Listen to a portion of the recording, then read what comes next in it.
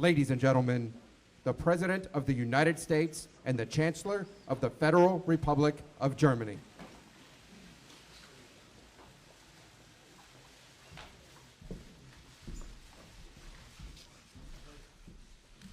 Thank you very much.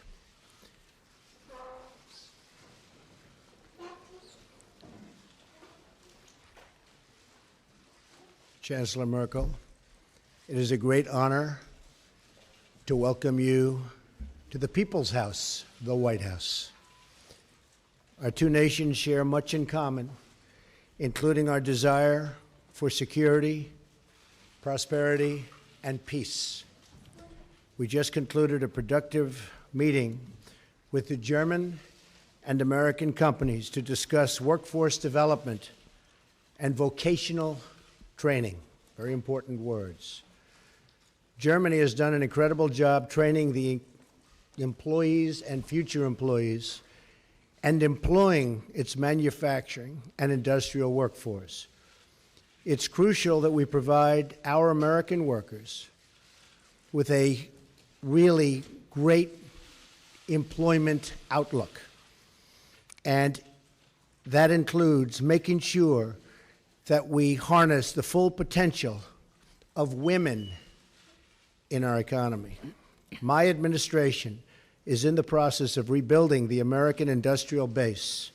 A stronger America is in the interest, believe me, of the world as a whole. I reiterated to Chancellor Merkel my strong support for NATO, as well as the need for our NATO allies to pay their fair share for the cost of defense. Many nations owe vast sums of money from past years, and it is very unfair to the United States. These nations must pay what they owe. During our meeting, I thanked Chancellor Merkel for the German government's commitment to increase defense spending and work toward contributing at least 2% of GDP. I want to thank the Chancellor for her leadership in supporting NATO and its efforts in Afghanistan.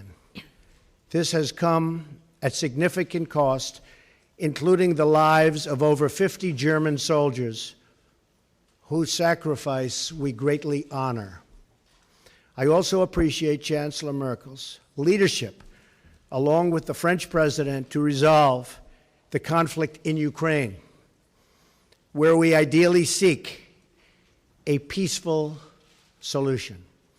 Most importantly, our two countries must continue to work together to protect our people from radical Islamic terrorism and to defeat ISIS. I applaud Chancellor Merkel for Germany's contributions, both civilian and military, as a counter-ISIS coalition member. We also recognize that immigration security is national security. We must protect our citizens from those who seek to spread terrorism, extremism, and violence inside our borders. Immigration is a privilege, not a right. And the safety of our citizens must always come first, without question. Over lunch, the Chancellor and I will talk about our economic partnership. We must work together towards fair and reciprocal trade policies that benefit both of our peoples. Millions of hardworking U.S. citizens have been left behind by international commerce, and together we can shape a future where all of our citizens have a path to financial security. The United States will respect historic institutions, and we will also recognize the right of free people to manage their own destiny. The close friendship between America and Germany is built on our shared values. We cherish individual rights, we uphold the rule of law, and we seek peace among nations. Our alliance is a symbol of strength and cooperation to the world. It is the foundation of a very, very hopeful future. Thank you. Sehr geehrter Herr Mr. President, ladies and gentlemen, it is a great pleasure and privilege to be here today in the White House together with President Donald Trump and have a first personal one-on-one meeting and an exchange of views. In the period leading up to this visit, I've always said it's much, much better to talk to one another and not about one another, and I think our conversation proved this. We talked about the international situation. We talked about also apprenticeship programs when we met with CEOs and apprentices around a round table. As regards the shared interests that we have, let me look back into the past. We, the Germans, owe a lot to the United States of America, particularly as regards the economic rise of Germany. This was primarily due to the help through the Marshall Plan. We were also able to regain German unity after decades of the United States standing up for this together with other allies and standing by our side during the period of the Cold War. And we are very gratified to know that today we can live in peace and freedom as a unified country due to that. So I was gratified to know that the President underlined how important he thinks NATO is. NATO is of prime importance for us, and it was not without very good reason that we said during our summit meeting in Wales that also Germany needs to increase its expenditure. We committed to this 2% goal until 2024. Last year we increased our defense spending by 8%, and we're going to work together again and again on this. And we said that obviously defense and security has a lot of different assets and facets to it. On the one hand, it's supporting missions in Africa, for example. It's also promoting development assistance, but it's also helping missions in Africa, for example, in trying to stand up for their own safety and security. We continue to be in conversation. What was important for us today was that we were able to talk about Afghanistan, talk about what, as the President quite rightly said, the continuing mission of Germany in Afghanistan. I am very glad that the United States are intending to continue to commit to the Afghan mission as well. Together we fight against Islamist terrorism. Germany is going to step up its work and is going to continue its work in Afghanistan and also in Syria. We're going to monitor the situation there very closely. We're going to work on political solutions in Syria, but also in Libya, what we talked about. I am very gratified to know that the American administration and also the President personally commit himself to the Minsk process. We need to come to a solution of this problem. There has to be a safe and secure solution for Ukraine, but the relationship with Russia has to be improved as well. Once the situation there on the ground is clarified, Minsk is a good basis, but unfortunately we haven't made yet the headway that we want to, but we are going to work together with our experts in the next few months to come on this issue. I am also here in my capacity as G20 President. You know that we will be hosting the G20 the G20 summit, this year, and I'm very pleased that the President has committed to attending this summit. We're going to talk at some length over lunch about the issues.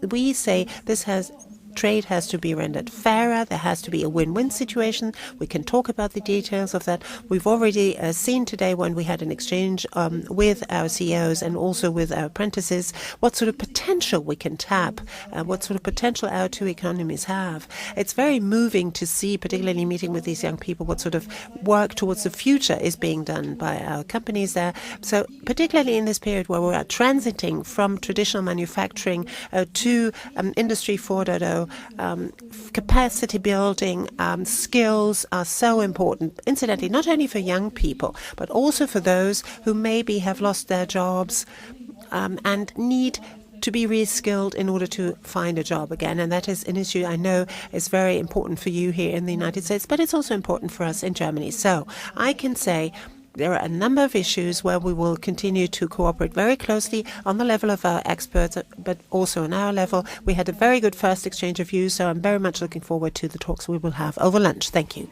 Thank you very much. We'll do a couple of questions. Mark Halpern. Mr. President, thank you. A lot of Americans now have anxiety, like 8 years ago, as the government here debates what to do about health care. So I'm wondering if you can tell people what your bottom lines are, what's non-negotiable. You talked in the past about saying no one should deny health insurance if they can't afford it. You talked about The gentleman needs to use a microphone. Are those your part of your bottom line? Would you veto any piece of legislation that violated those? Madam Chancellor, that's for you. President Trump's got a different style than the most recent past U.S. presidents. I'm wondering what you think of that style. If you think it's good for the world, or if you've got any reservations. Thank you both. Thank you, Mark. We just have a really wonderful group of people meeting later. We met with 12 pretty much no's in Congress. You saw that a little while ago, and they went from all no's to all yeses. And we have a lot of yeses coming in. It's all coming together. We're going to have great health care. It's going to be passed, I believe, I think substantially and pretty quickly. It's coming together beautifully. You have the conservative groups. You have other groups. Everybody wants certain things. In the end, we're going to have a great health care plan. Now, I have to tell you that Obamacare is a disaster. It's failing. I was in Tennessee. We had a tremendous crowd the other night, and they have half of the state is uncovered. The insurance companies have left, and the other half has one insurance company, and that'll probably be bailing out pretty soon also. They have nobody. You have many states where they have one, and you have a lot of places now where they'll have none. Obamacare will fail. It will fold. It will close up very, very soon if something isn't done. I've often said politically the best thing I can do is absolutely nothing. Wait 1 year, and then even the Democrats will come say, please, please, you got to help us. But it's not the right thing to do for the people. We have a great plan. We have a plan that's getting more and more popular with the Republican base, with the conservative base, and with people generally. The press has covered it very inaccurately. People are truly covered well, and I think it's going to be something that's going to be a model to be looked upon. I'll tell you after we're finished.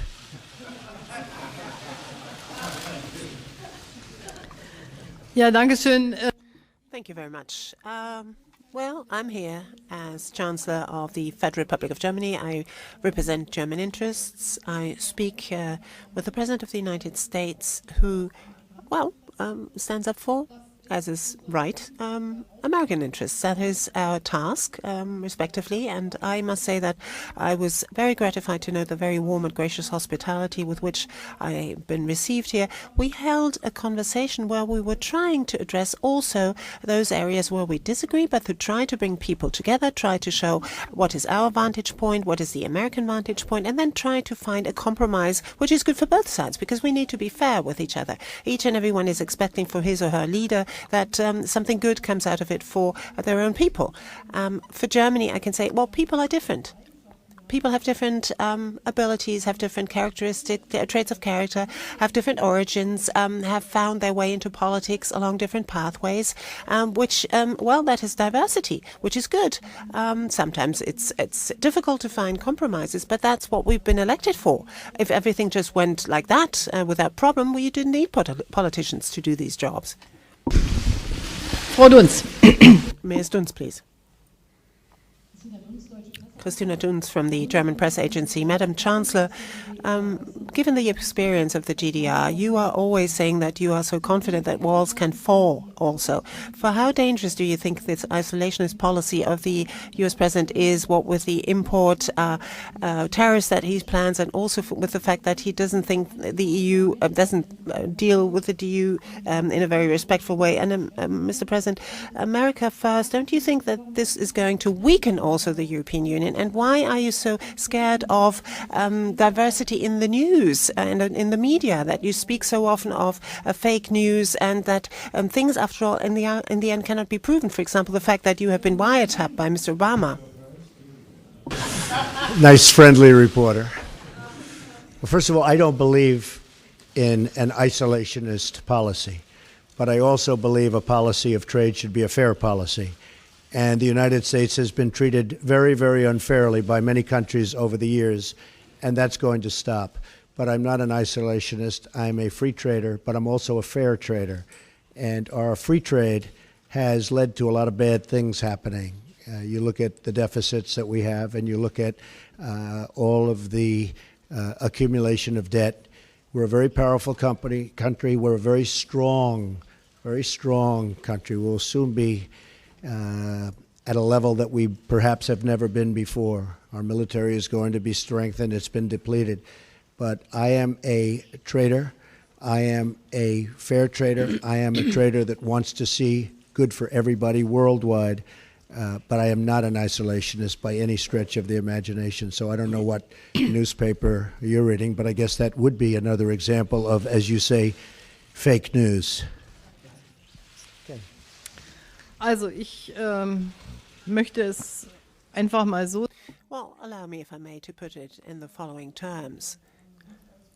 We haven't yet had time to talk at a great length about economic issues, but I would say that the success of Germany in the economic area, but also on security and peace, that the success of Germans have always been one where the German success is one side of the coin, and the other side of the coin has been European unity and European integration. That's something of which I'm deeply convinced, and I'm not only saying this back home, I'm saying this here, I'm saying it in the United States and also here in Washington in my talks with the President. Secondly, I believe that globalization ought to be shaped in an open-minded way, but also in a very fair way. Freedom of movement within the European Union, for example, is a very important element of our economic progress, of peace, has been for many, many decades. The European countries for many, many centuries waged wars against each other. We have to protect our external borders because, and there we have to work on the basis of mutual interest with our neighbors. Migration, immigration, integration has to be worked on. Obviously, traffickers have to be stopped, but this has to be done by looking at the refugees as well, giving them opportunities to shape their own lives where they are, help countries who right now are not in an ability to do so, sometimes because they have civil war. I think that's the right way of going about it. And this is obviously what we have an exchange of views about. But my position is the one that I've just set out for you. I might add that we have many plants and factories coming back into the United States. Many jobs are coming back to Michigan, to Ohio, to Pennsylvania, to a lot of places where they were losing jobs. And we will have a different policy, but it's going to be a great policy for not only the United States, but a great policy worldwide. And I look very much forward to it. Kevin Cerulli. Yes, Mr. President, you have received the commentary. What exactly do you think would unify this Republican Party? And then in terms of trade, what areas of common ground do you think you will be able to have with the German governments? And then Chancellor Merkel, what do you anticipate could be the concession points that you would be willing to get to the administration in terms of that negotiation? Well, Kevin, I think we have a very unified Republican Party. After all, we have the presidency, we have the House, we have the Senate, and we're getting along very well, I will tell you. And if you were at the meeting that I just attended, where we took 12 no's or semi-no's, no yeses, and within a short period of time, everybody was very much on board, and a commitment to vote yes. I think we have a very unified party. I think actually more unified than even the election. You see, when they talk about me, I seem to be very popular, at least this week, within the party, because we have our highest numbers, the highest numbers that I've ever had in the party. So I think there's a great unification. Healthcare is a very, very difficult subject. It's a very complex subject, and it's a subject that, you know, goes both ways. You do something for one side, and the other side doesn't like it. But it's really something that's come together very well, and I think it's going to be very, very popular, extremely popular. On trade, with Germany, I think we're going to do fantastically well. Right now, I would say that the negotiators for Germany have done a far better job than the negotiators for the United States. But hopefully we can even it out. we don't want victory, we want fairness. All I want is fairness. Germany's done very well in its trade deals with the United States, and I give them credit for it. And I can speak to many other countries. I mean, you look at China, you look at virtually any country that we do business with, it's not exactly what you call good for our workers. I mean, you look at the horrible NAFTA transaction. NAFTA has been a disaster for the United States. It's been a disaster for companies, and in particular, it's been a disaster for the workers. A lot of the companies just moved. But the workers are strewn. It's probably the reason I'm standing here. Maybe number one, that, and maybe the military, building up our military, which we will do, and we will be stronger than ever before, and hopefully not have to use it. But we will be stronger, and perhaps far stronger than ever before. But it's probably the reason I'm here is when you talk about trade. So I think that we are going to be a very different country. I think we're going to have great values, but in terms of our military, it's going to be much stronger, and our trade deals are going to be good, solid deals, not deals that lead to closing plants and tremendous unemployment. Okay? Thank you. Yes, ma'am. Wenn wir über When we speak about trade agreements, then the European Union is negotiating those agreements for all of the member states of the European Union. But obviously there's also input by the member states. They bring to the table what's important to them. We have underlined as German industry, German business community, and have made the experience that any kind of agreement that we have concluded, for example, at the very latest with South Korea, brought us more jobs, actually. People were very much concerned about losing jobs, for example, the automotive industry, but in the end it turned out, particularly as regards South Korea, in the end it turned out that both sides benefited. And I think it's only fair. That's the purpose of concluding agreements, that both sides win, and that is the sort of spirit, I think, in which we ought to be guided in negotiating any agreement between the United States of America and the EU. I hope that we can resume the agreement that we started. We have just now concluded our agreement with Canada, and I hope that we will come back to the table and talk about the agreement between EU and the US again. Mr. Graf, please. Thank you, Ansgar Graf from Die Welt. Madam Chancellor, a question addressed to you. Today, we're talking about trade. The President in the past always said that he doesn't like multilateral trade agreements but prefers bilateral trade agreements. Do you think, from the EU's point of view, TTIP is a bilateral agreement with Washington on one side, the EU on the other side? Now, is the problem maybe that America, the President of the United States, and the Europeans have a basically different understanding of what the EU is all about? That's my question addressed to you. And, Mr. President, my question addressed to you, if I may. Rejected White House claims that the alleged wiretapping on you, on the Trump Tower, on Trump Organization, or on members of your campaign was that British intelligence was either responsible for it or involved in it.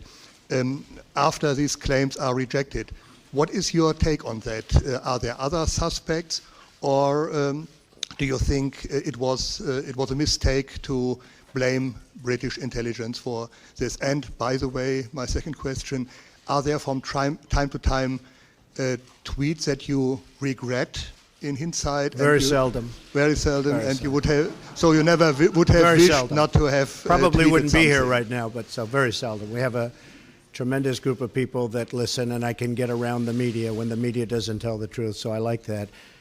As far as wiretapping, I guess, by this past administration, at least we have something in common, perhaps.